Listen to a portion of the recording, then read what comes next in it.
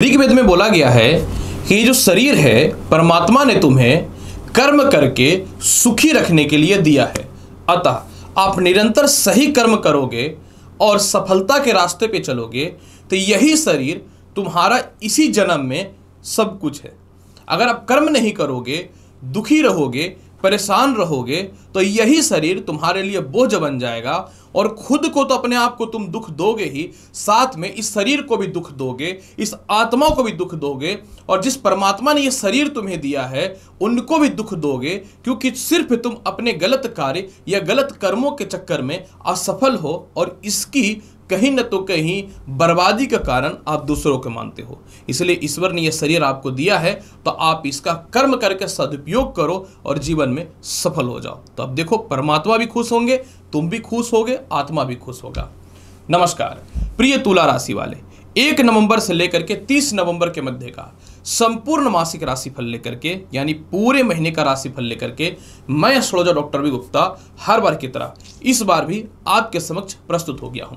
प्रिय तुला राशि वाले, प्रत्येक मंथ की तरह इस मंथ भी मैं आपको बताऊंगा कि कैसा रहेगा आपके जीवन में पूरे महीने कर्म क्षेत्र, दांपत्य जीवन, आय, संपत्ति, संतान, शिक्षा, स्वास्थ्य, यानी जीवन के मूलभूत अंगों पर विचार करूंगा।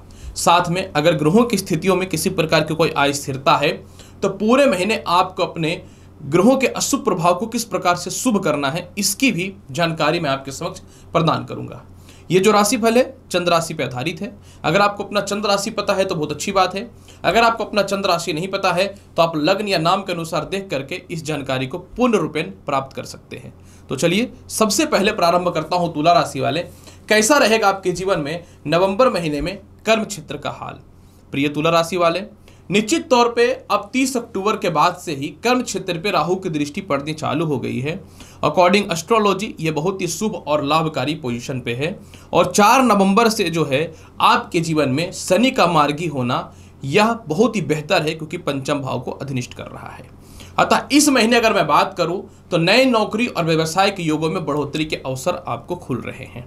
इस महीने अगर मैं बात करूं तो 4 नवंबर के बाद जिनकी नौकरियां चली गई थी या फिर जो अपने घर के आसपास ट्रांसफर या पोस्टिंग कराना चाहते थे, आपके लिए समय बहुत ही बेहतर है। 4 नवंबर के बाद जिनका इंटरव्यू वगैरह होना है या बार बार एग्जामिनेशन में फेल हो रहे थे, इनकम यानी किसी कंपनी वगैरह को लेकर के, उसमें सफलता के रास्ते आपके जीवन में खुलने चालू हो जाएंगे।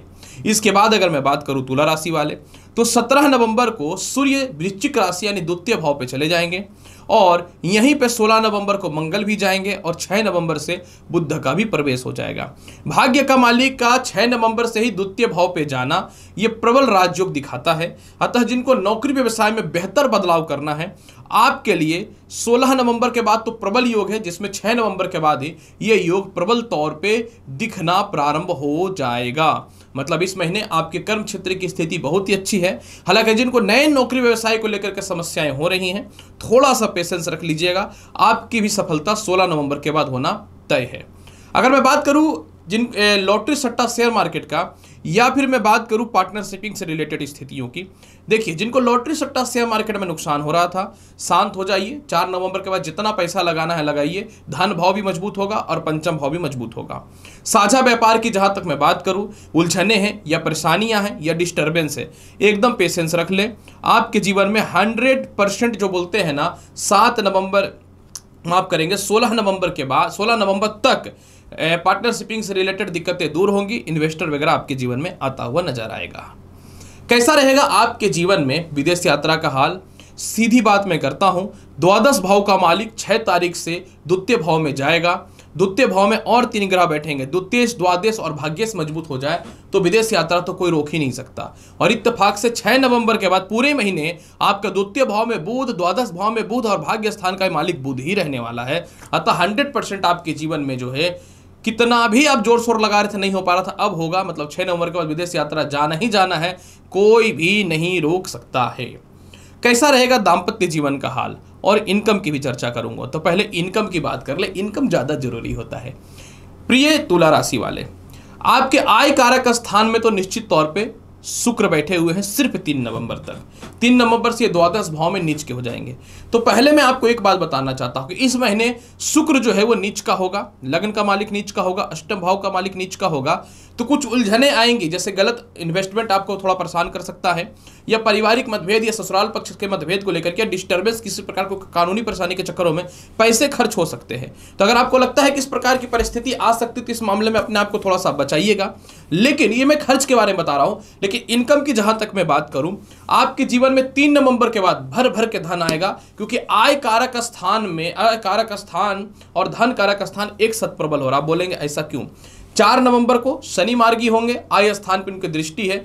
सुख का मालिक का आय स्थान पर दृष्टि जाना, पंचम भाव के मालिक का आय स्थान पर दृष्टि जाना, लॉटरी, सट्टा, एक्सपोर्ट, इंपोर्ट, विदेश यात्रा, चारों सब धन की प्राप्ति होनी चालू हो जाएंगी।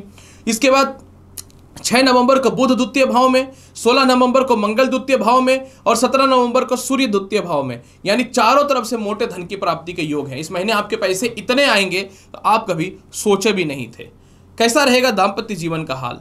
प्रिय तुला राशि वाले, आपके विवाह स्थान पे निश्चित तौर पे बृहस्पति बैठा हुआ है, जो आपको कहीं ना तो कहीं ये ज्ञात करा रहा है कि वैवाहिक जीवन अगर खराब है या खुद की भी गलती है तो इसको संभाल लेना बेहतर है। 4 नवंबर से शनि मार्गी होंगे, जिनका तीसरे भाव पे दृष्टि है जहां बृहस्पति है।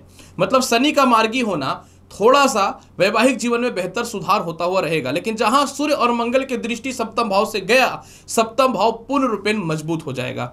मतलब 16 नवंबर के बाद आपके वैवाहिक जीवन में सुधार है, सेपरेशन दूर होगा, जीवन साथी से मतभेदता खत्म होगा, एक दूसरे के मध्य में कोई झुकना नहीं चाहते हैं तो दोनों में से झुकाव उत्पन्न होगा। और यही दोनों ग्रह जो आपके जीवन में वैवाहिक जीवन को खराब कर रहा था, फिर विवाह के कारक बन जाएंगे। हालांकि एक बात मैं अवश्य बताना चाहता हूं, 4 नवंबर से इसकी शुरुआत बेहतर है, 6 नवंबर के बाद ज्यादा इसकी सुधार होगी, क्योंकि बुध धन भाव पे चले जाएंगे जो द्वितीय भाव होता है, और बुध निश्चित तौर पे विवाह के लिए लाभकारी रहेगा। मतलब आपके जीवन में पूरे महीने विवाह के बहुत ही अच्छे रिश्ते आ रहे हैं, वैवाहिक जीवन ठीक होगा, दुनिया बनी हुई तो वह ठीक होता हुआ दिखेगा, एक दूसरे के मध्य में पुरानी बातों को भूल करके नए जीवन की शुरुआत कर सकते हैं। और इसके अलावा पारिवारिक दृष्टिकोण से या मित्र के दृष्टिकोण से अगर किसी कारण से वैवाहिक जीवन में कलेश था तो सभी को साइड करके अपने पर्सनल लाइफ पे आप बहुत ज्यादा ध्यान देने वाले हैं। मतलब आपके तुला राशि वाले, नवंबर का महीना वैवाहिक जीवन को लेकर के ईश्वर की कृपा से अति उत्तम नजर आ रहा है।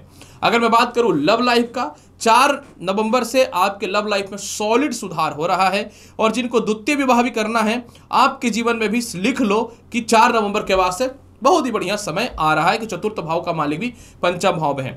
मतलब आप कोई गुप्त जीवन जी रहे हैं या आपके रिश्तों को परिवार या समाज एक्सेप्ट नहीं कर रहा था, तो इस रिश्ते में भी आप जुड़ने वाले हैं, जिसके लिए बहुत ही बेहतर योगदान नजर आ रहा है। कैसा रहेगा भूमि मकान वाहन संपत्ति का हाल? 4 नवंबर के बाद भूमि मकान वाहन संपत्ति कोई नहीं रोक सकता है।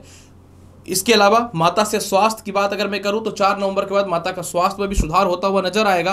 पिता से भी तालमेल अच्छे हैं, आपको जो प्रॉपर्टी लेना है लीजिए, धन की कमी नहीं है, हर मामले में अच्छा है। बस सोच समझ के इन्वेस्टमेंट करना है, जो मैंने आपको बताया था इस पे ध्यान देना है, क्योंकि द्वादश में नीच का शुक्र रहेगा तो मति बुद्धि को भ्रष्ट कर सकता है या गलत इन्वेस्टमेंट करा सकता है या किसी प्रकार का कोई स्कैंडल या गलत आरोप में जो फंस सकते हैं, इस पे थोड़ा सा ध्यान देने की आवश्यकता रहेगी।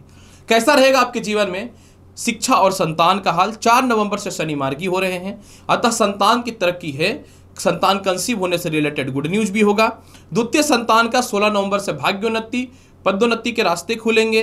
द्वितीय संतान का स्वास्थ्य जो है वो 17 नवंबर से सुधार होता हुआ दिखेगा, सीधी बात 16 नवंबर से ही होता हुआ दिखेगा, लेकिन 17 नवंबर का बेहतर सुधार होता हुआ दिखेगा, जिसका शुरुआत 6 नवंबर से ही दिखना चालू हो जाएगा, लेकिन वास्तविक तौर पे 17 नवंबर मान के चले, 16 या 17 नवंबर। इसके अलावा अगर आपको कोई इंटरव्यू है या रिजल्ट है तो उसमें आप पास हो रहे हैं 4 नवंबर के बाद, किसी कारण से शिक्षा अधूरी छूट चुकी थी या उच्च शिक्षा का अवसर नहीं मिल रहा था, 16 नवंबर से वह में भी सफलता होने चालू हो जाएंगे।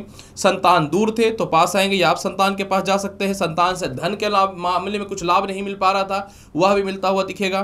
संतान के विवाह वगैरह को लेकर के, उसके करियर को लेकर के परेशान थे, एडमिशन को लेकर के परेशान थे, खुद भी संतान का ठीक होगा और आपकी तरफ से भी उसके लाभ के योग बहुत ही बेहतर बनते हुए दिखेंगे। जहां तक स्वास्थ्य की बात करूं, पूरे महीने स्वास्थ्य बहुत बढ़िया है, लेकिन जैसा कि मैंने बताया था कि 3 नवंबर के बाद थोड़ा सा फोड़े फुंसी, फेस में नेत्र संबंधी थोड़ी सी समस्याएं और पैरों में थोड़ा कष्ट हो सकता है, तो इस मामले में थोड़ा ध्यान देना पड़ेगा। इस मामले में इस महीने आपको केस मुकदमा में थोड़ा सावधान रहना पड़ेगा और ससुराल पक्ष से भी थोड़ा सावधानी पूर्वक ही रिश्ते निभाने पड़ेंगे, क्योंकि द्वादश भाव में शुक्र नीच का रहेगा। अतः केस मुकदमा या व्यर्थ की किसी चीज़ों से बचना पड़ेगा, जो मैं शुरू से ही आपको चेता रहा हूँ। उपाय के तौर पे 3 नवंबर के बाद माता लक्ष्मी चालीसा का पाठ चालू कर दीजिए तो कर दीजिए। प्रत्येक दिन माता लक्ष्मी को शुद्ध घी का एक दीप दिखाइए। कपूर की आरती भी दिखाना आपके लिए बहुत ही बेहतर रहेगा। 17 नवंबर तक जो है प्रत्येक दिन घर से निकलने से पूर्व थोड़ा गुड़ का सेवन अवश्य कीजिए और पूरे महीने ओम नमो भगवते वासुदेवाय मंत्र का जाप कीजिए। और पार्टनरशिपिंग से रिलेटेड थोड़ा सा इन्वेस्टमेंट में थोड़ा सोचें और दाम्पत्य जीवन में थोड़ा झुक जाएं तो बेहतर रहेगा। तो प्रिय तुला राशि वाले, कैसा रहेगा नवंबर महीने का संपूर्ण हाल पूर्ण विस्तृत तौर पे मैंने आपको बता दिया। उम्मीद करता हूं कि बताई गई जानकारी से पूर्ण रूप में संतुष्ट होंगे। चैनल पर नए हैं तो लाइक करिए, शेयर करिए, सब्सक्राइब करिए। मैं हूं एस्ट्रोलॉजर डॉक्टर रवि गुप्ता। मिलता हूं अगली वीडियो में और महत्वपूर्ण और ज्ञानवर्धक जानकारी के साथ। तब तक ले नमस्कार, अच्छे से रहिए, धन्यवाद।